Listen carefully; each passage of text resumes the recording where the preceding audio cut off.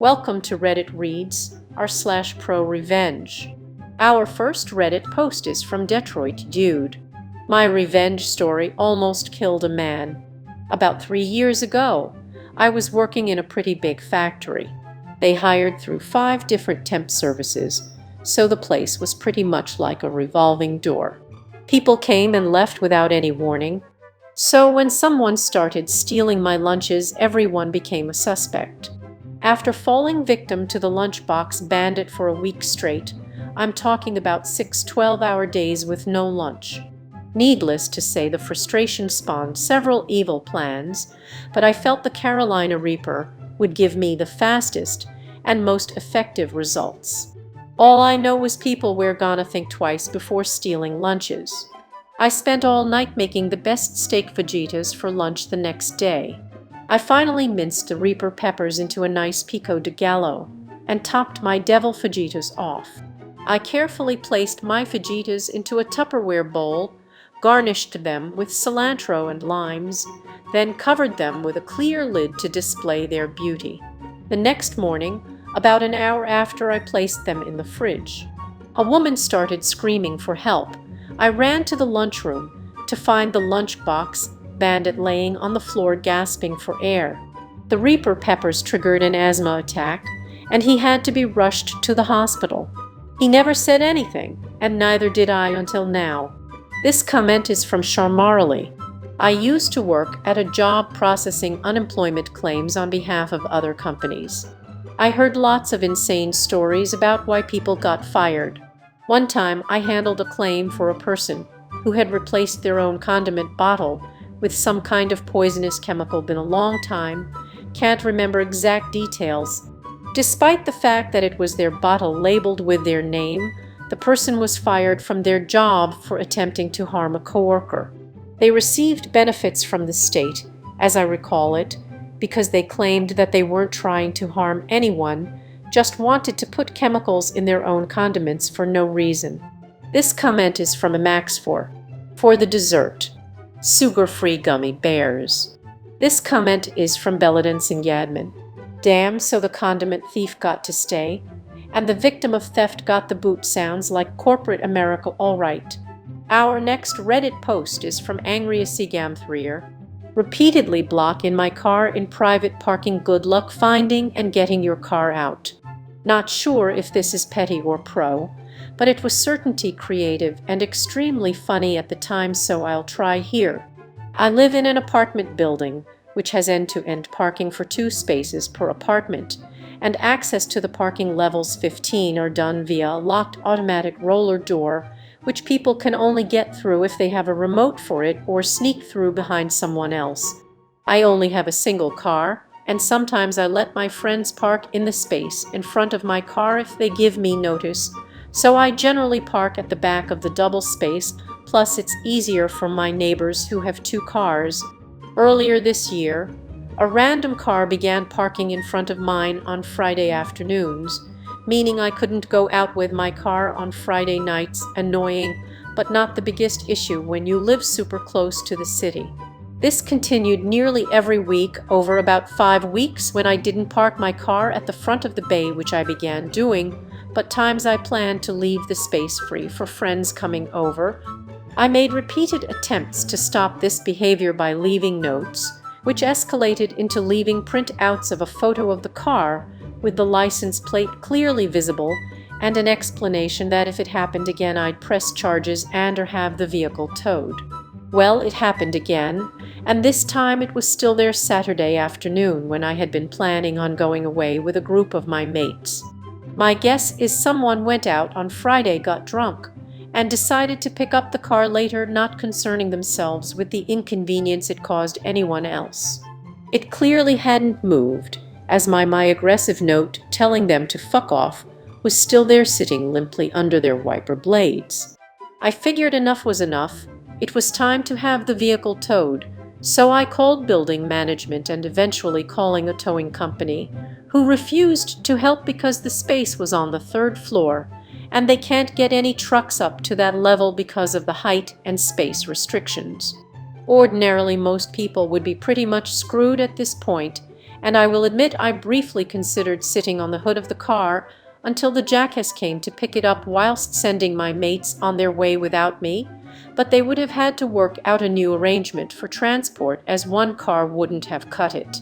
Fortunately for me, however, my parents only live 30 minutes away and have a garage where I work on one of my cars that's getting at the tail end of a minor restoration.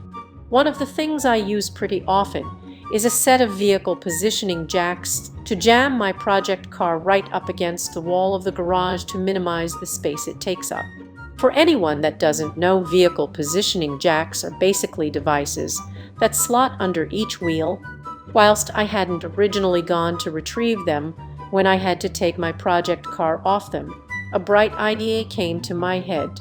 None of my mates minded spending an extra hour to screw someone over that had interfered with us, so we grabbed the jacks and went back, propped the car up, and wheeled it out. 6 guys can easily move around a small hatchback, so we pushed across the level slowly and carefully to an area where there isn't parking, but is a load-supporting pillar with space enough for a car behind it in a little section of the garage where it isn't lit and is completely out of the way. Typically there's a guy on my level that parks a motorbike there, but he isn't meant to, and I doubted he minded. We dumped it between the pillar and the wall. With the nose pointing towards the wall, I took back my angry note, the jacks, and we left to enjoy our weekend. When he came back Monday afternoon after the long weekend, the car was still there, which was no real surprise considering there was only about a foot of space for movement between the pillar and car, and another foot or so between the car and the wall. From the fact the front wheels had changed, we're guessing they did try to get it out unsuccessfully. It eventually went later in the week, though I'm not exactly sure how they managed it. I never saw that car again. The elder jackass repeatedly blocked in my car by illegally parking in my private space, including over a long weekend when I had plans to go away with a group of mates. We used vehicle positioning jacks to move the car and place it between a pillar and a wall, making it extremely hard to get out. Info Edit 1, as requested. My shitty mispaint graphic made in GIMP, because way to break the mold to explain the positioning, now with animations.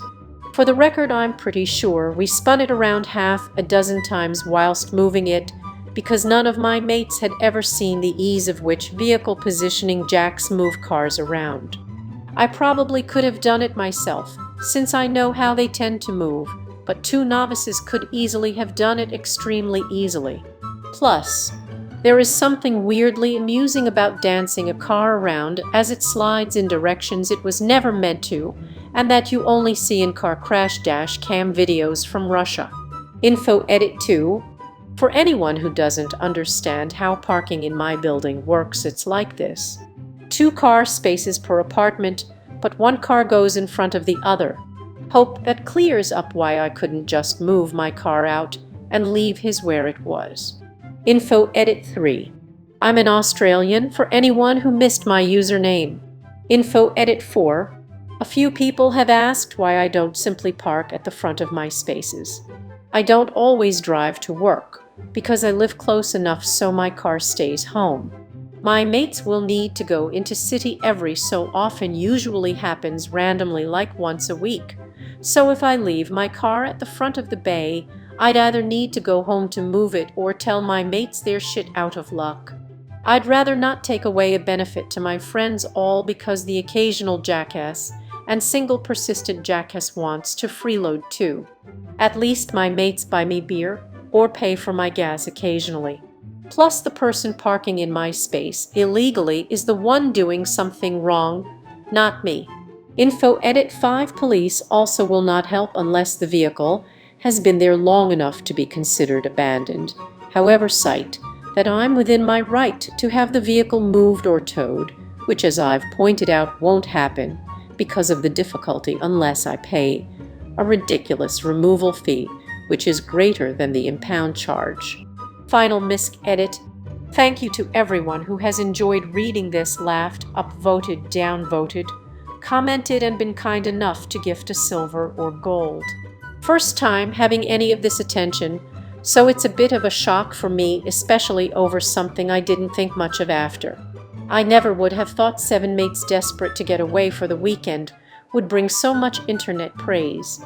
I mean, this may seem silly, but I really am extremely appreciative of the silver and gold gifts from those of you who have given them. So again, thanks everyone for the upvotes, comments, gifts, and chuckles I'm sure some of you had.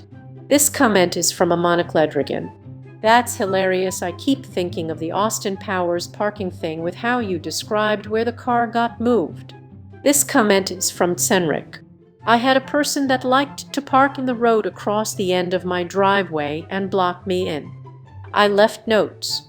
I marked the driveway with cones, and I blocked the entire driveway with a sawhorse. Nothing stopped this stranger. One day I was sick of it.